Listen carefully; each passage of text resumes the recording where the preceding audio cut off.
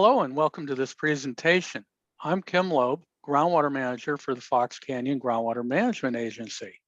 This is the second in a two-part series providing a technical background on the conditions and movement of groundwater in the three groundwater basins within the agency's jurisdiction subject to the Sustainable Groundwater Management Act, known as SGMA.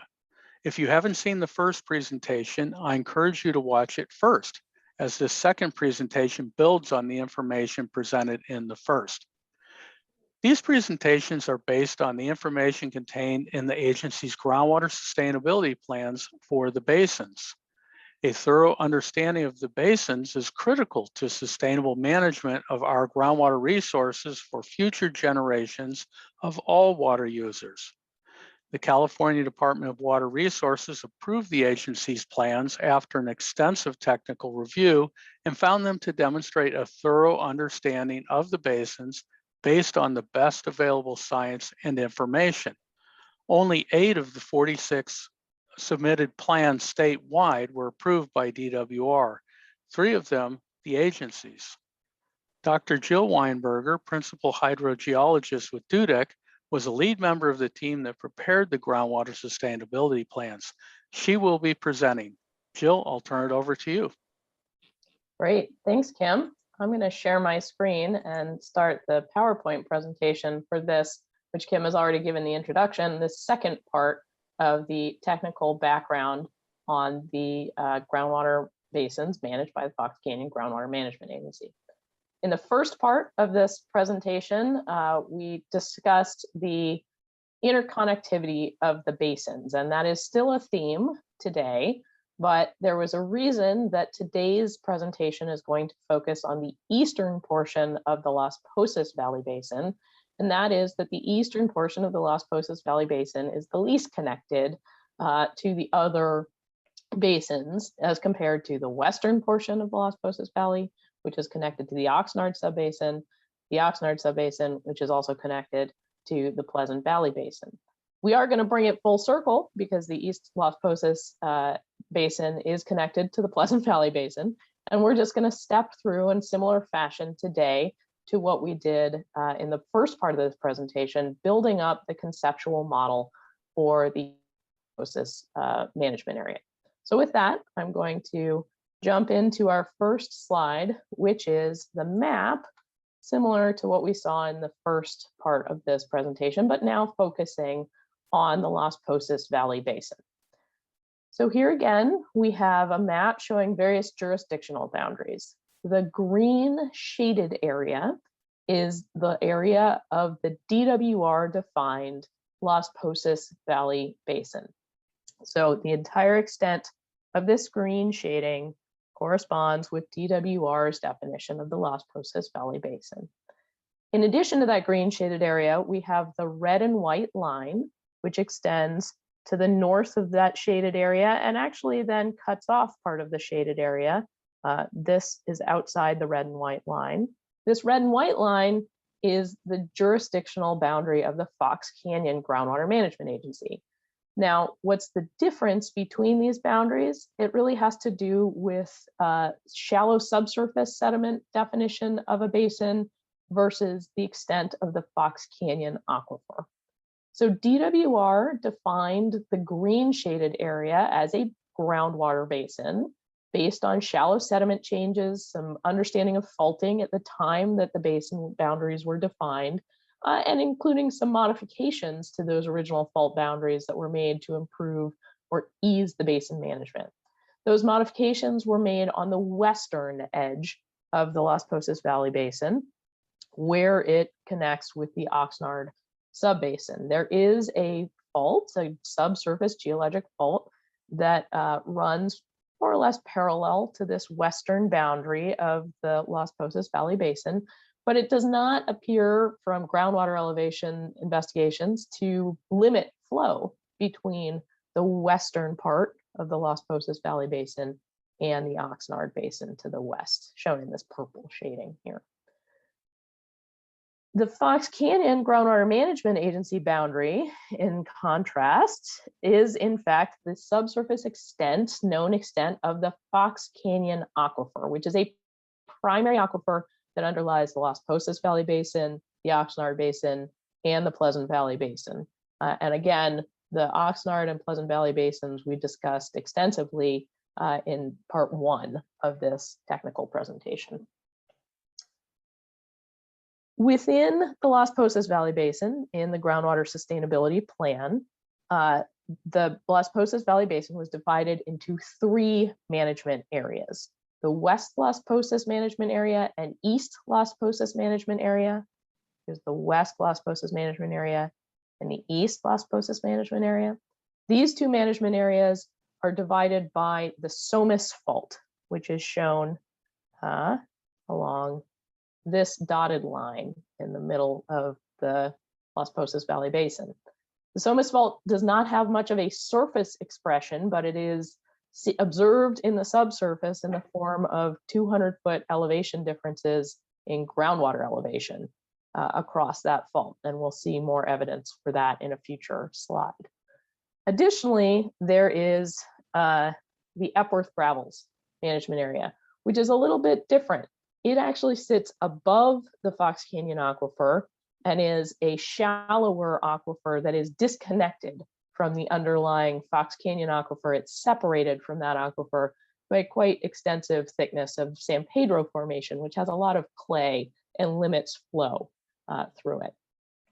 So those are the different management areas within the Las Posas Valley Basin. And in addition, we do have these outlying areas that are outside the Fox Canyon jurisdictional boundary. Those are the Las Posas Valley Outlying Area GSA. There is an agreement between this GSA and the Fox Canyon Groundwater Management Agency for management of the Las Posas Valley Basin. And same is true with the Camarosa Water District, Las Posas Valley GSA. And there is a similar agreement between that GSA and Fox Canyon for management of the basin, so that the GSP that was submitted to DWR and was approved covers the entirety of the DWR boundary of the Las Posas Valley Basin. When we look at water levels in the subsurface, this is really the highlight of why the East Las Posas Management Area is distinct from the West Las Posas Management Area. I don't expect you to be able to read every water level on this map, although if you would like to, you can certainly go to the annual report for the Las Posas Valley Basin. This is from last year's annual report. We are working on this year's annual report as we speak, and that will be out soon.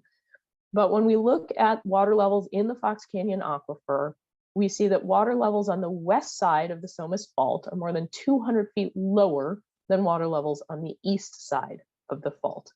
And that is an indication that that fault, that Somis Fault, which splits the 2 management areas right through here, acts as a barrier to groundwater flow. The West Las Posas Management Area is connected to the Oxnard Subbasin on the western boundary, and the East Las Posas Management Area is connected to the Pleasant Valley Basin along Arroyo Las Posas. This blue line is the course of Arroyo Las Posas through the East Las Posas Management Area. And there is, historically, there has been surface flow along here that connects these 2, as well as subsurface flow that connects the 2 basins. I'm going to apologize and go back one slide just to highlight that we're going to look at a cross section here from A to A prime across the East Las Posas Management Area. And if you missed the discussion in the first technical presentation, a cross section is just a slice through the earth, looking at layers sideways to be able to see what's happening within the earth. So we're going from A to A prime on this map. And here we have A to A prime. This is the East Las Posas Management Area. This is the approximate location of the Somis Fault. This is the West Las Posas Management Area. The Oxnard Subbasin and the Pacific Ocean would be further off in the distance in this perspective.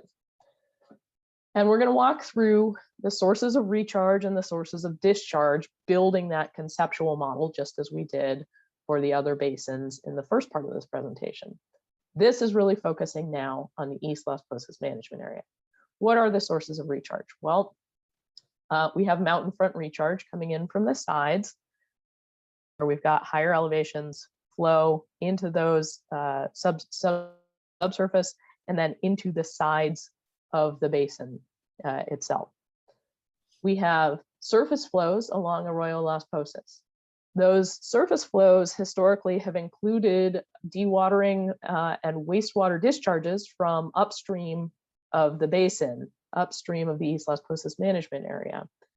And that water that's coming into the basin in the form of a surface flow can penetrate through the sediments in the bottom of the arroyo and actually recharge the basin. And we'll see that that's done a really great job of bringing water levels up from historical low levels in the 1970s. But because of the source of that water also brings higher concentrations of total dissolved solids, TDS, chloride, sulfate, nitrate, and boron with it.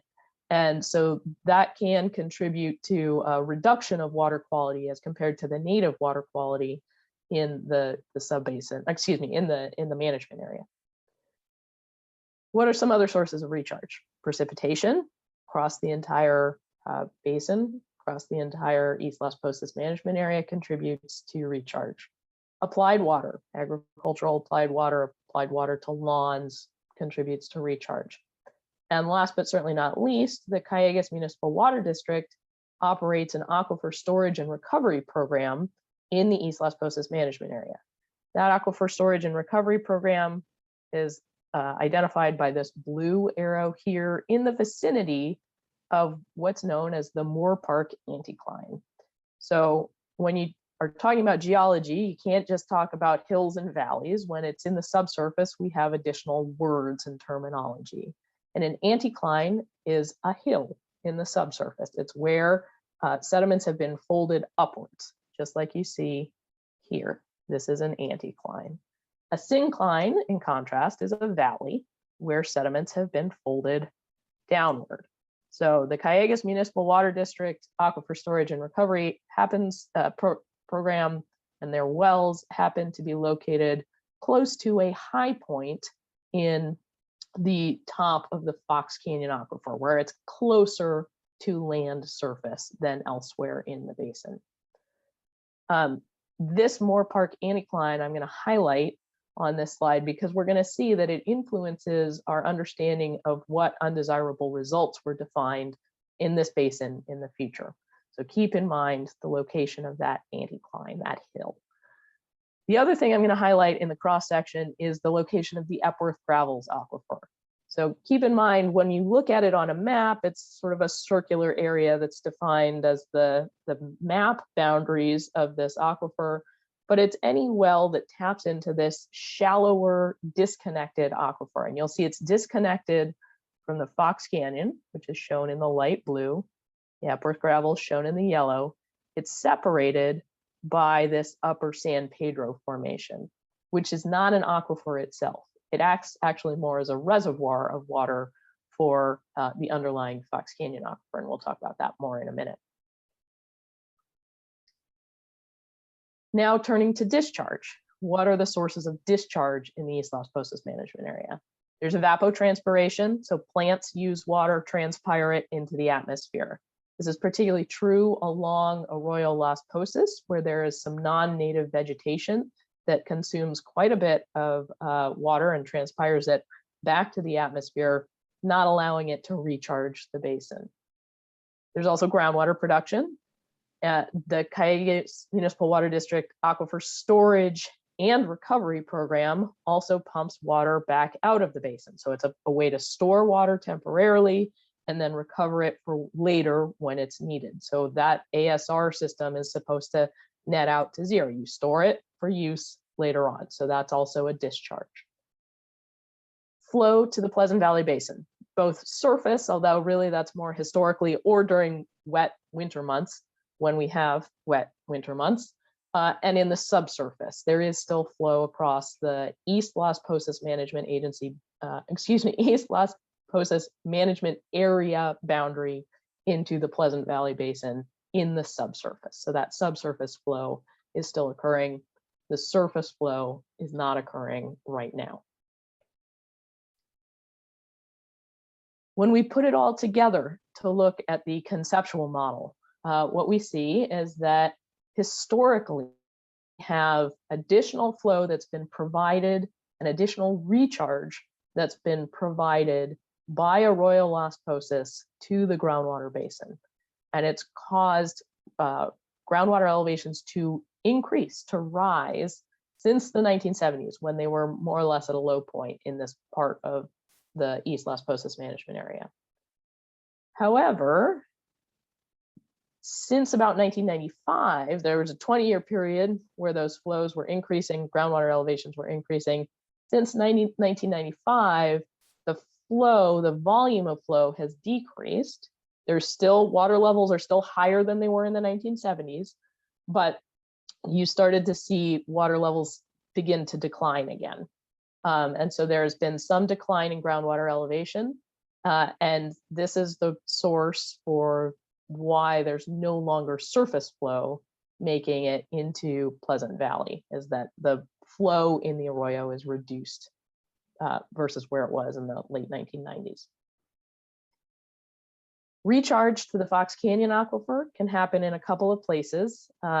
It certainly happens along the edges of the basin, and it happens along Arroyo Las Posas, but most of the recharge happens away from Arroyo Las Posas and away from the mountain front areas, and instead happens through slow discharge of water from the upper San Pedro Formation into the underlying Fox Canyon Formation. And that upper San Pedro Formation acts really as a reservoir for the Fox Canyon aquifer. There is a concern, that in the vicinity of the Moore Park anticline, there could be some dewatering of the Fox Canyon aquifer, which could negatively impact local wells, including the Calleguas Municipal Water District aquifer storage and recovery wells. Let's take a little bit closer look at those historical conditions, and I'm going to grab a drink of water for just a second.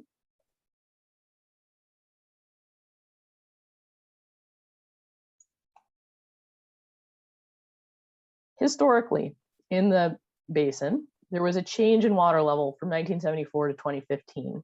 And we're going to see that in the southern part of the basin, we have a lot of blues and light greens. Those were groundwater elevation increases relative to the groundwater elevations in 1974. So in this blue area here, groundwater elevations in 2015 were 100 to 150 feet higher than they were in 1974.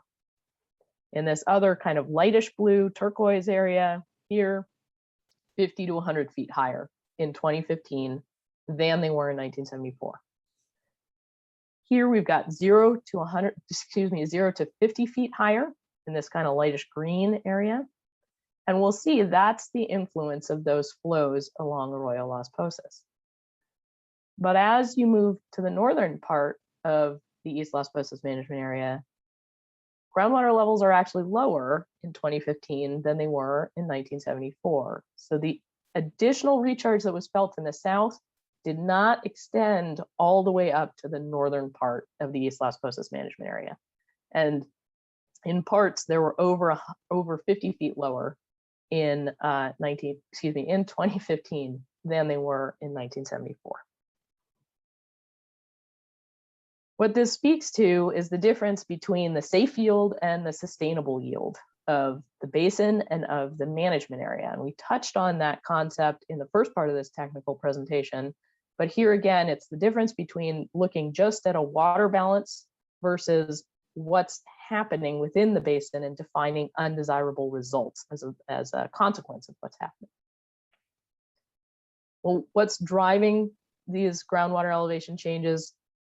A, flow in the arroyo, B, groundwater production. So when we look at groundwater production in the East Las Posas management area, from 1985 to 2015, the average was approximately 19,800 acre feet per year. More recently, there were groundwater production rates that were higher than the historical average, 24,000 acre feet per year. In 2019, it was down a little bit below that long-term historical average, and in 2020 it was lower, but I will caution that that is still a preliminary number and is being adjusted and will be finalized in a few months, I believe, at this point. We do not have the 2021 results to report yet, and so when those come up, they can also be compared to the long-term average. But the long-term average is about 19,800 acre-feet per year. What does this do as far as, what does this mean as far as flow directions? Well, in the shallow alluvial aquifer, again in fall 2019, this is a map that's in the annual report for last year. Flow is directed downstream towards the Pleasant Valley Basin. So the higher elevations are on the east side, adjacent to where the arroyo enters the East Las Posas management area, and the low elevations are down at the boundary with the Pleasant Valley Basin. So flow is generally directed downstream, as you would expect. Flow in the Fox Canyon aquifer is a little bit more complicated. Some general trends. Flow is directed away from the arroyo. Again, the arroyo is a source of recharge, so groundwater elevations are high there. Flow is directed away from that. Flow is also directed away from the mountain front area, where again, there's groundwater recharge. And flow in this area is heavily influenced by faulting and folding, and it's overall directed towards the western part of the East Las Posas management area. But you can see with the blue arrows that we have different localized lows from groundwater production rates and other influences. So there's some flow heading this direction, there's some flow heading this direction, here's flow to the west, away from Arroyo Las Posas to the central part here.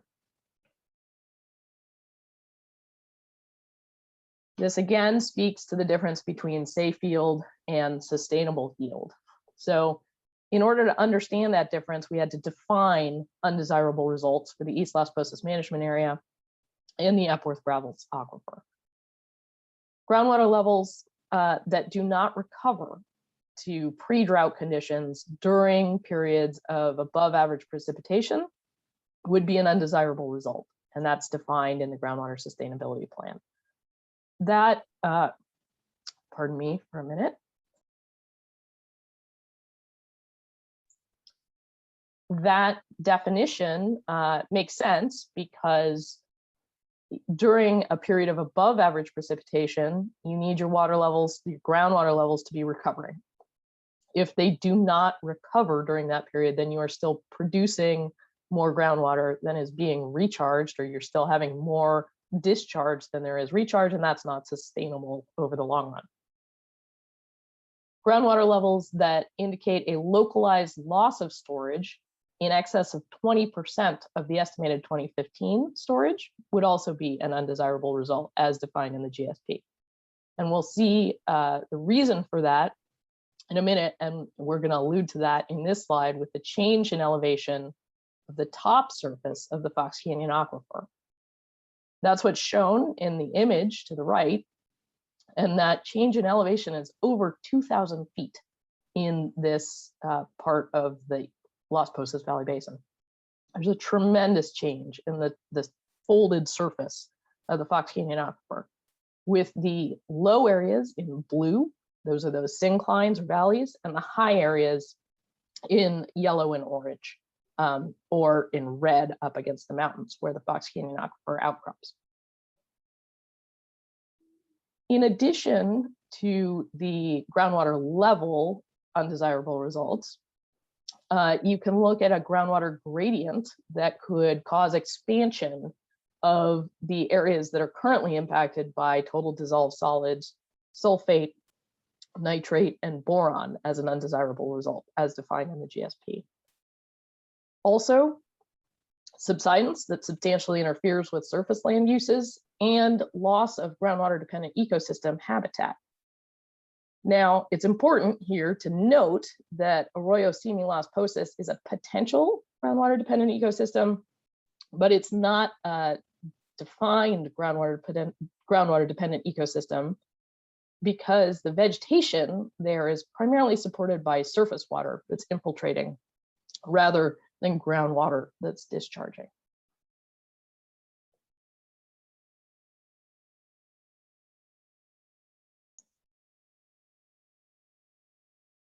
just as looking at the connectivity between the West Las Posas Basin, the West Las Posas Management Area, the Oxnard Subbasin, and the Pleasant Valley Basin, we also need to look at using a numerical model to understand the connectivity and the influences on groundwater flow in the East Las Posas Management Area.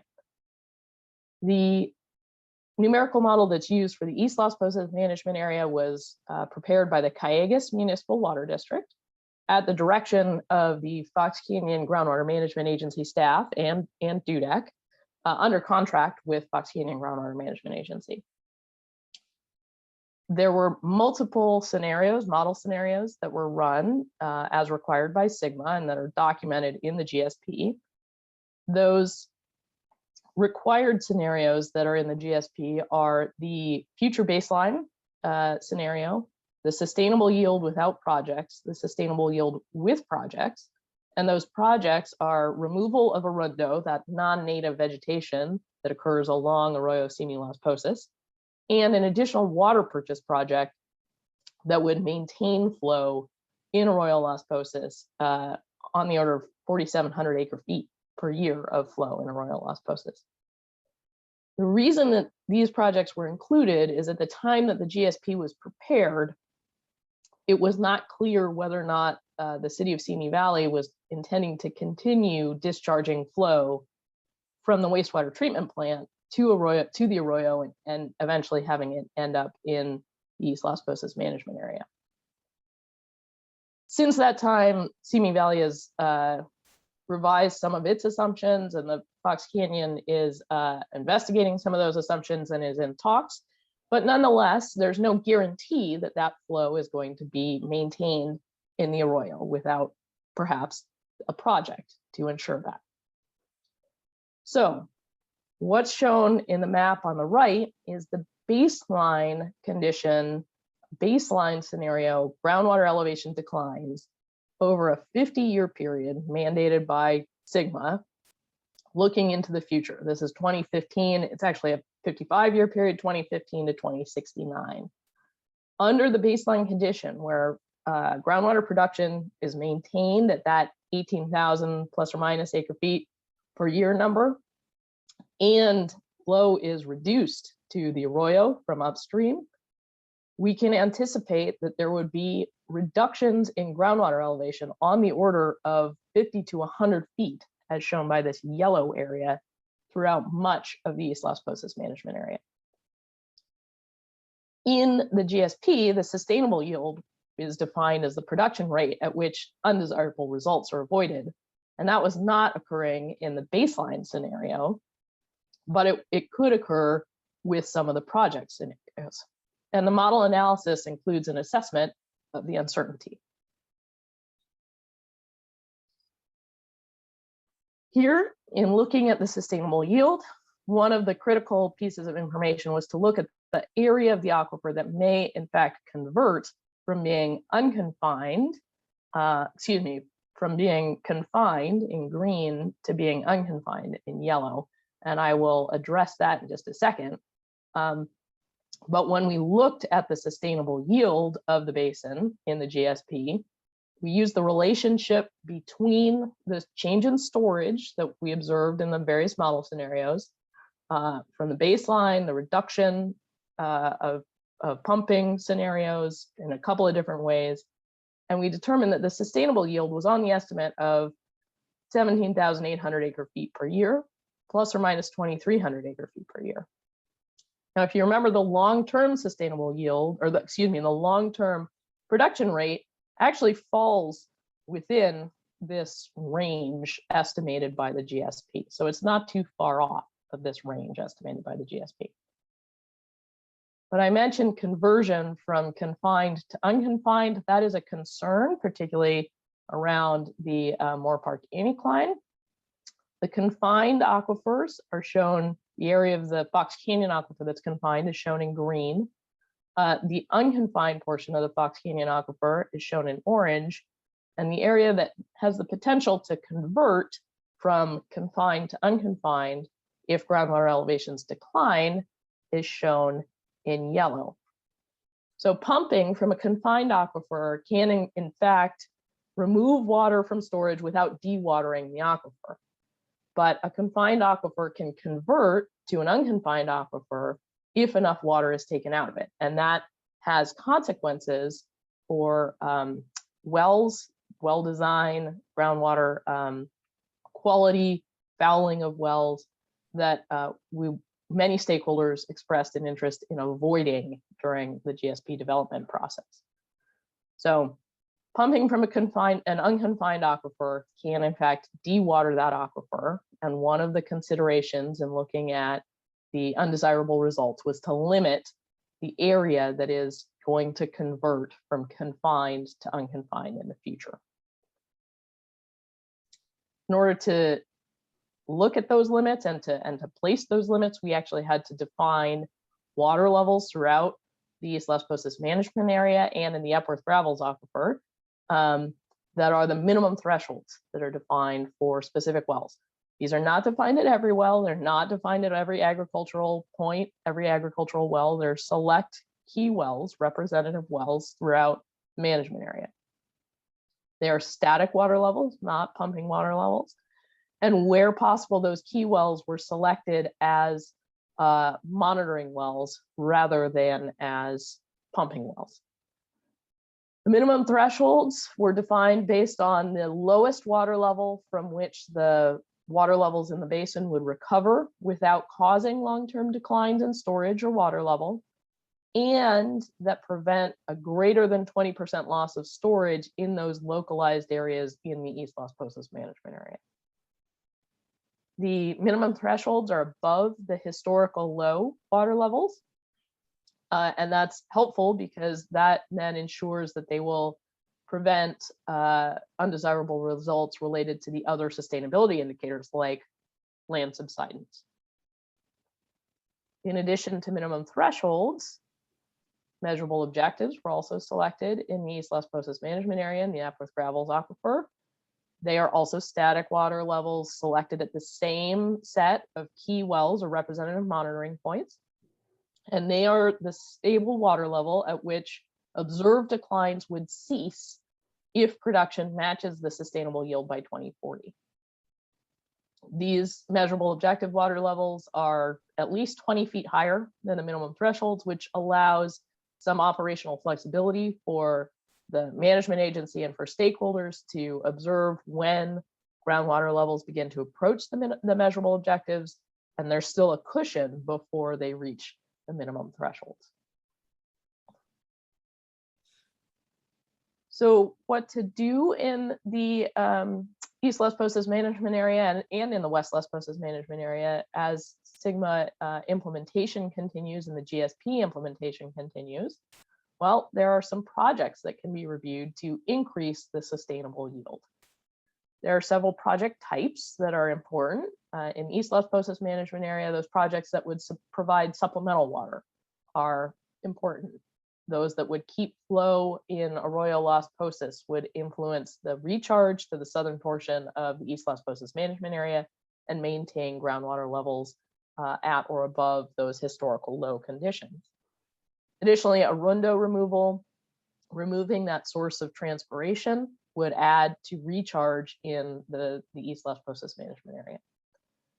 Projects that could address salt buildup in the groundwater from the infiltrating surface water along Arroyo Las Posas should also be investigated.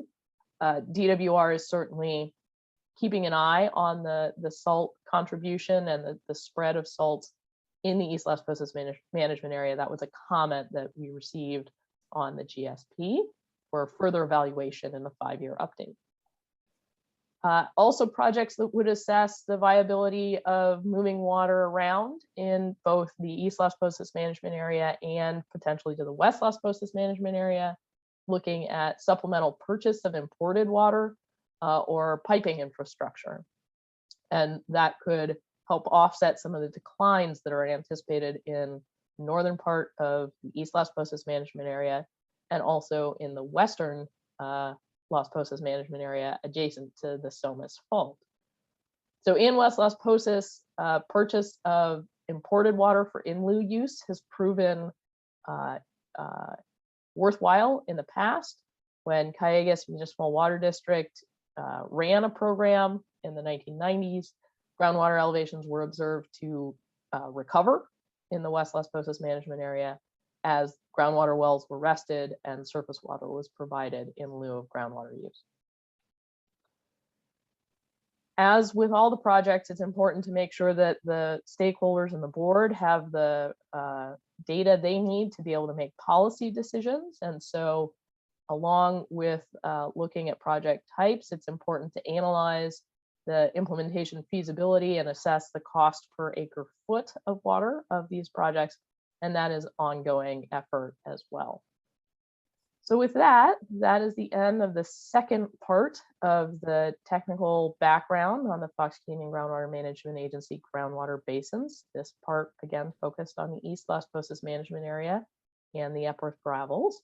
And I would like to thank you all for your time. And for those of you who are watching this online, please continue to stay involved, stay engaged, as the GSP development process is a stakeholder-driven process. And GSP implementation is ongoing. Thank you.